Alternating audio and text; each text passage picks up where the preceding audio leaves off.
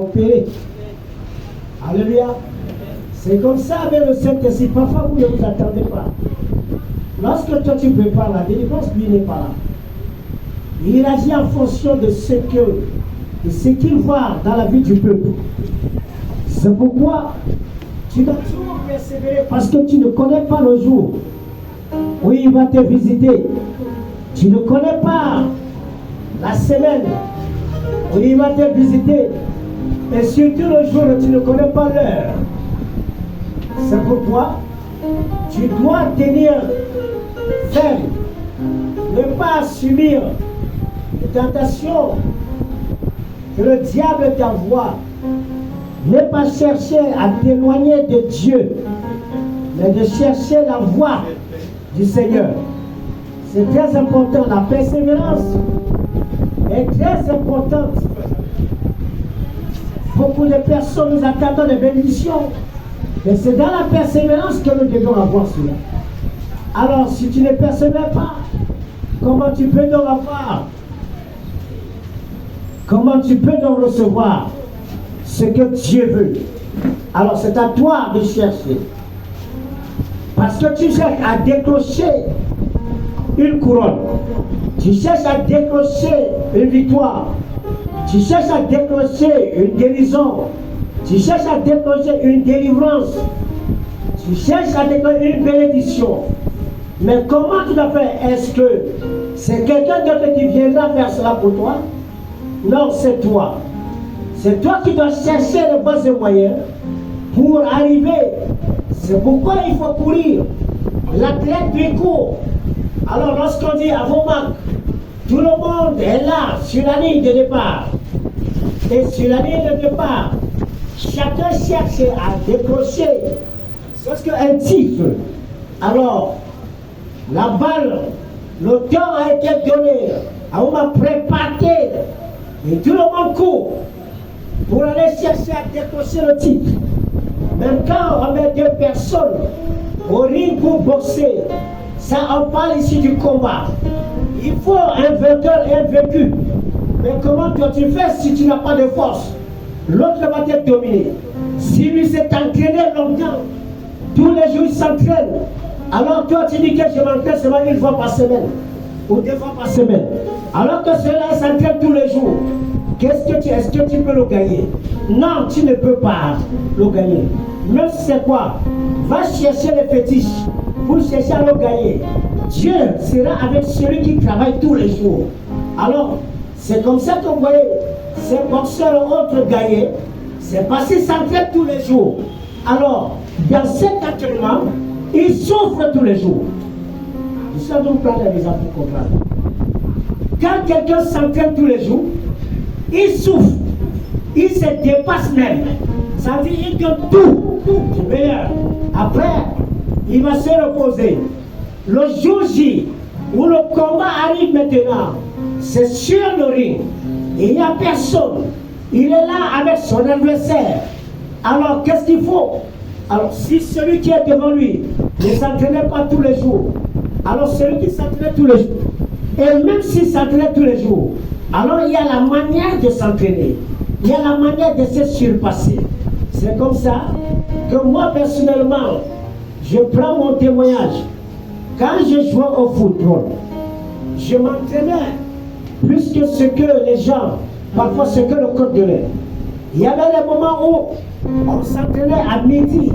On avait 2 heures du temps d'entraînement de midi jusqu'à 14 heures. Ça veut dire sous le soleil. On finit les entraînements. La fatigue, c'est que le coach m'a donné. Moi, je rentrais encore le soir.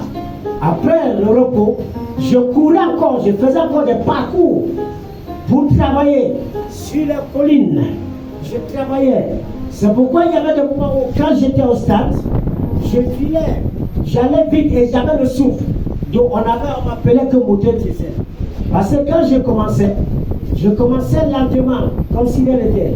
Mais au fur et à mesure que je devenais chaud, c'est comme ça aussi que j'accélérais. Et j'avais un souffle. Donc je pouvais même jouer 4 matchs par jour. Pour ça, c'est une vérité. Pourquoi? Parce que l'effet de travailler sur ton organisme aussi s'habitue.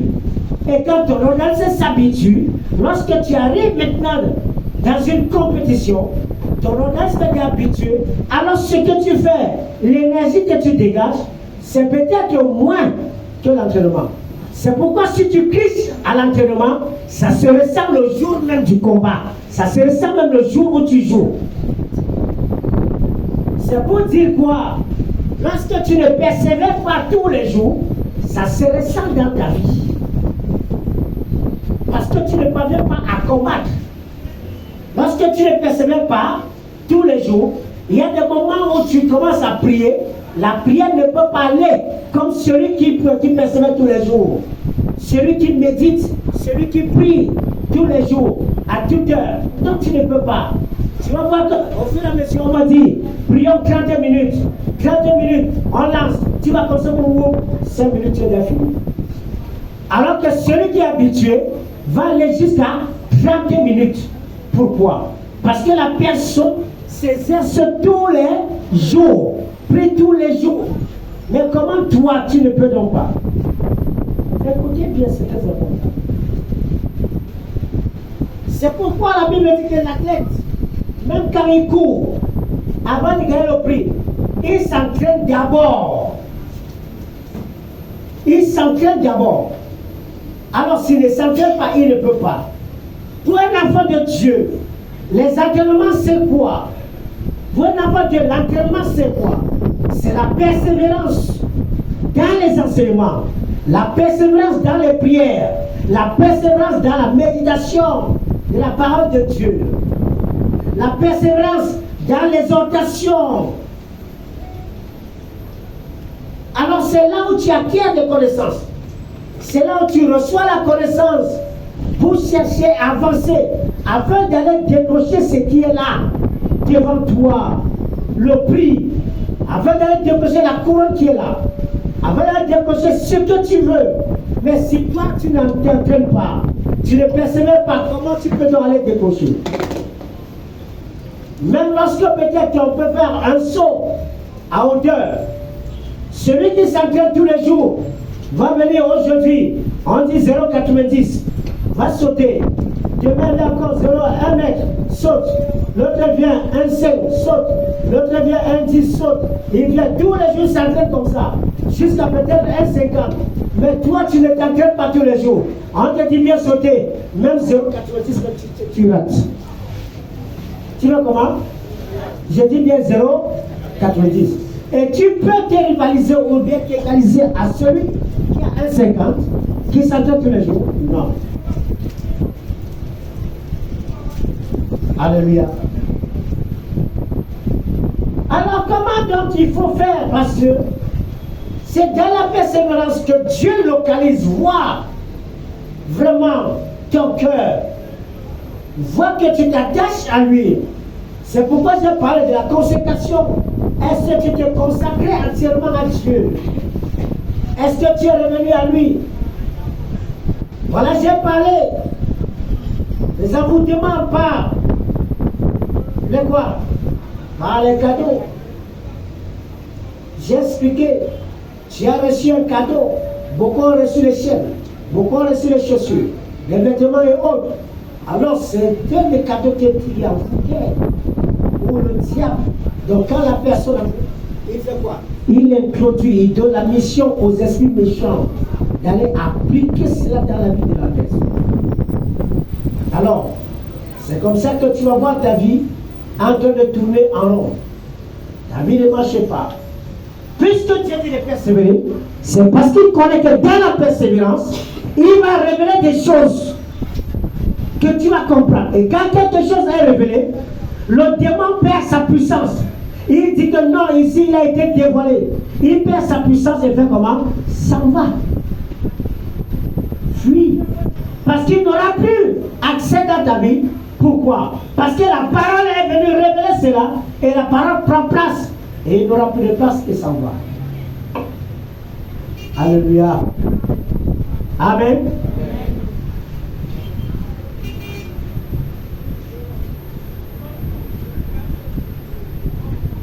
Deutéronome 16, verset 19.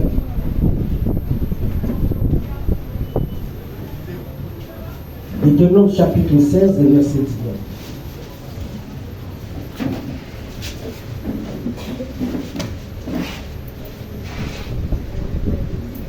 Deutéronome 16, verset 19, il est écrit: Tu ne porteras atteinte à aucun droit, tu n'auras point égard à l'apparence de personne, et tu ne recevras point de présent, car les présents aveuglent les yeux des sages et corrompent les paroles des justes. Car les présents aveuglent les yeux de qui? Des sages. Des sages. Hein? Les présents aveuglent les yeux des sages. Alors, écoute bien. Notre deuxième lecture. Relis encore d'abord ce passage. 16 au verset 19, il est écrit: Oui.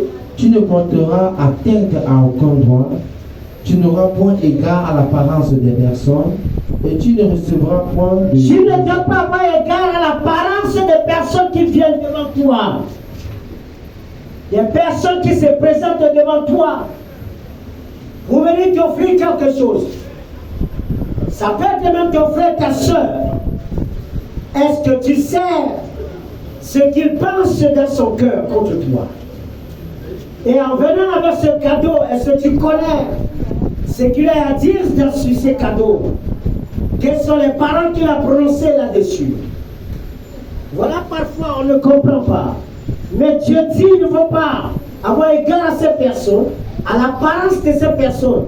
Il dit ne reçois pas quoi? Des présents, parce que les présents aveuglent quoi? Aveuglent les yeux des sages. Dans Exode 23,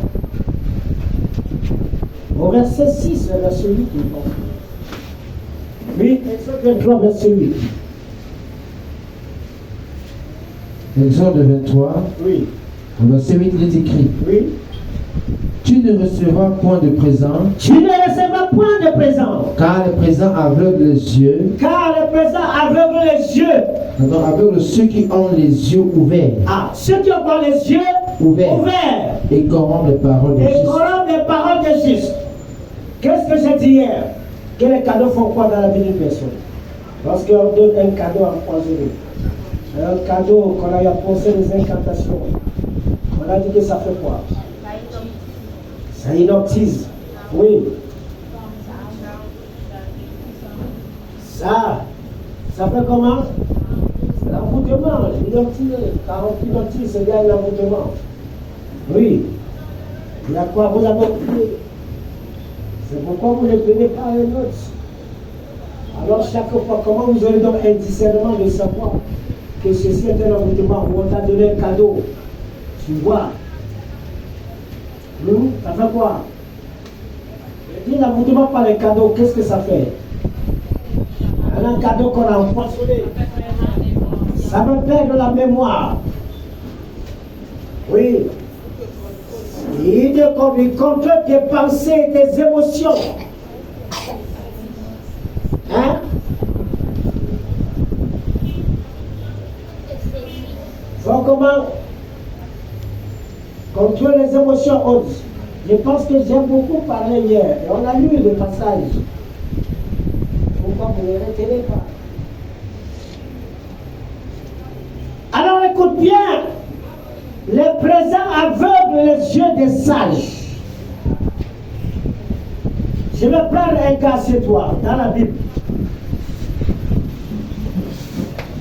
Quelqu'un avait une pensée. Un envoûtement contre les pensées.